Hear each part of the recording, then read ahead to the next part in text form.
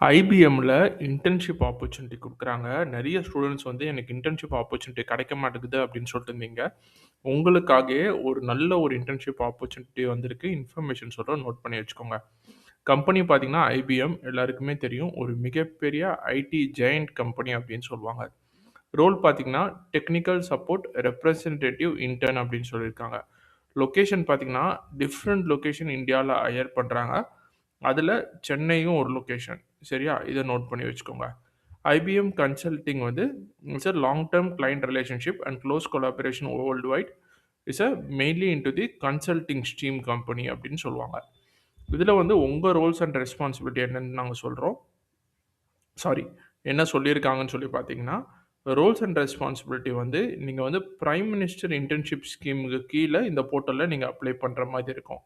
இந்த இன்டர்ன்ஷிப் ஆப்பர்ச்சுனிட்டில you will get an understand the scheduling and production monitoring activity. எப்படி வந்து ஒரு ப்ரொடக்ஷன் நடக்குது, எப்படி வந்து ஒரு மானிட்டரிங் ஆக்டிவிட்டிலாம் நீங்க பண்ற மாதிரி இருக்கும்.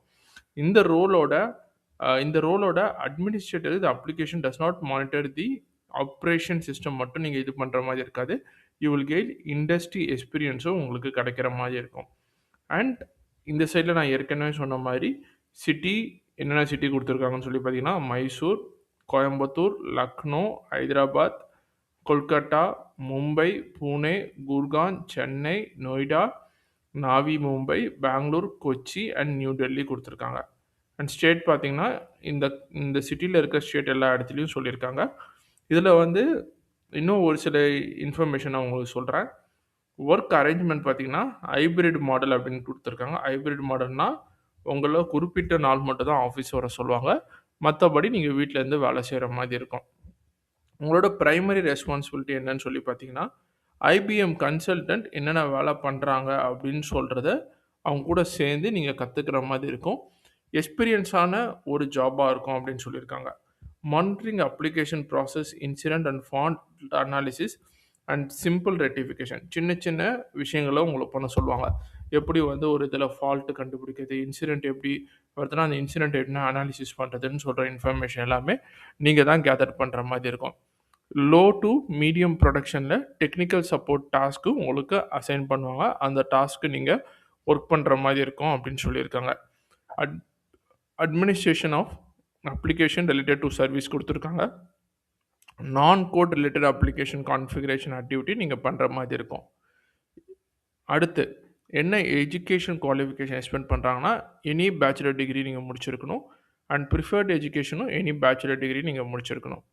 Recruitment and technical professional expertise என்ன எதிர்பார்க்குறாங்கன்னா, கிராஜுவேஷன் பிஎஸ்சி இல்ல பிசிஏல பண்ணியிருக்கணும். 12+3 அதாவது 12th முடிச்சுட்டு 3 இயர்ஸ் ஆஃப் அகாடமிக் குவாலிஃபிகேஷன் உங்களுக்கு இருக்கணும்னு சொல்றாங்க. அகாடமிக் குவாலிஃபிகேஷன்னா பிஎஸ்சி இல்ல பிசிஏ 3 இயர்ஸ் நீங்க முடிச்சிருக்கணும்.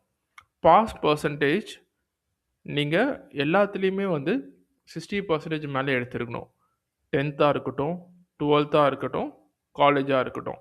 இது 3த்துலயுமே வந்து 60% மேல எடுத்திருக்கணும் அப்படின்னு சொல்லியிருக்காங்க.